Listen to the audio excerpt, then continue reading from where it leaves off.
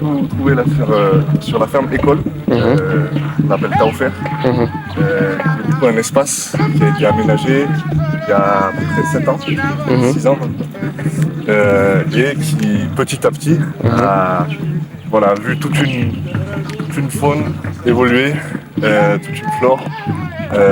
Et voilà, ici donc avec la présence d'arbres notamment, c'était du coup une parcelle sur laquelle il y avait même un petit monticule, une petite montagne qui a été nivelée pour pouvoir accueillir différentes activités. À l'approche de la saison des pluies, on a vraiment un couvert végétal qui est très beau. Ici là c'est même la parcelle qui est dédiée du coup à des activités horticoles, notamment sur de la production de semences et de l'expérimentation. Voilà. Une belle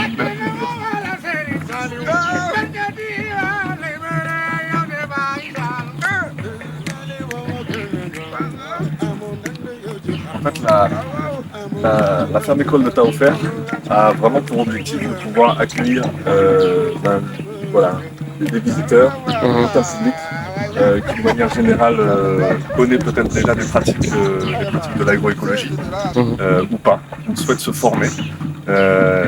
L'innovation et la vision qui a insufflé la création de ce site, tout comme tous les périmètres que vous pouvez voir ici sur le site de Nguigis Bamba, c'est vraiment de pouvoir initier, accueillir notamment des paysans ou des personnes qui ne sont pas forcément issues du monde agricole et de pouvoir les former à des activités. Ce sont des activités qui créent des revenus sur du maraîchage, sur de l'arboriculture, sur maintenant de la production de semences bientôt, on l'espère aussi, et sur de l'élevage.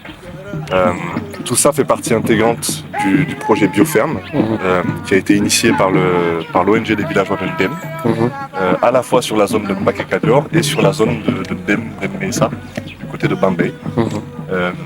Et voilà, à l'heure actuelle, on est sur un accompagnement qui regroupe en tout 7 périmètres et qui mobilise jusqu'à 250-300 paysannes, notamment des femmes. Et voilà. Ici, on est sur la parcelle centrale de Taofer, vraiment dédiée spécifiquement à la production de semences. Et voilà, on a un modèle agroforestier, donc on essaye d'associer un maximum des arbres ou arbustes qui ont aussi une vocation à apporter certains compléments au sol ou à protéger les cultures. Ici on est sur des haies vives, ce qu'on appelle des haies vives, qui sont de 3 natures. On a une rangée de filao qui a été les arbres pionniers de ce site, qui sont maintenant avec un certain âge, une certaine maturité dans leur croissance. On a aussi toute une haie de troène qui vise donc déjà l'ensemble des deux, qui vise à faire office de brise-vent, à protéger les cultures.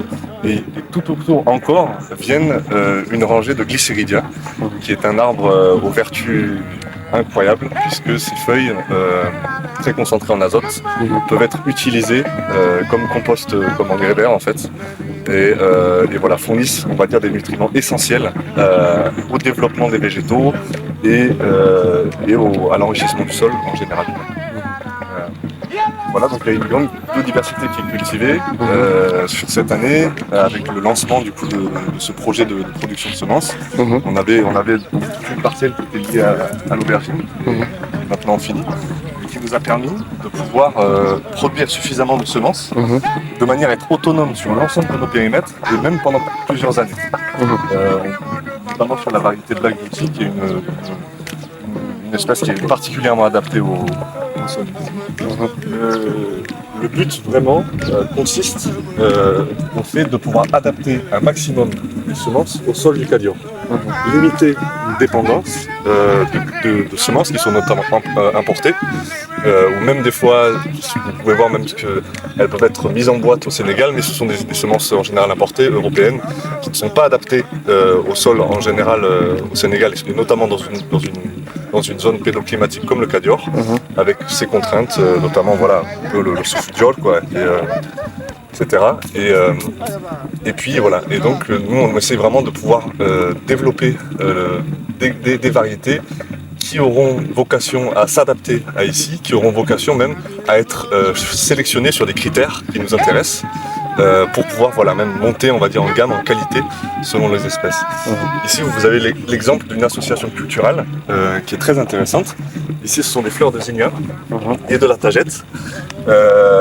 On s'est rendu compte, et ça c'est une des expérimentations du projet, que les fleurs ont du coup deux avantages sur lesquels on essaie de travailler.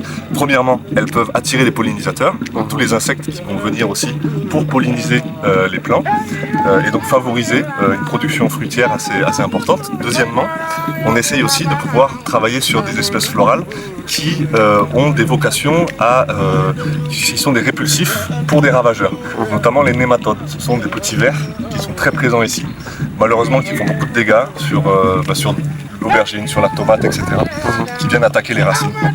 Donc voilà, c'est un peu un endroit d'expérimentation.